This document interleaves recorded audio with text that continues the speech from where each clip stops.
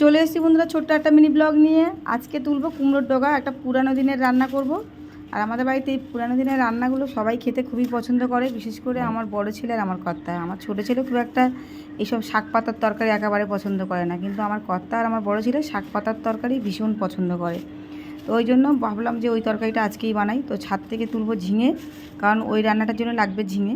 আর ঝিঙেগুলো এমন জায়গায় হয়ে রয়েছে আমার দ্বারা পারা খুবই অসম্ভব, তাও পারতে হবে, কিছু করার নেই। যেহেতু আজকে আমি একাই ভিডিও তুলছি, আবার একাই মানে সবজি তুলছি, কিচ্ছু করার নেই।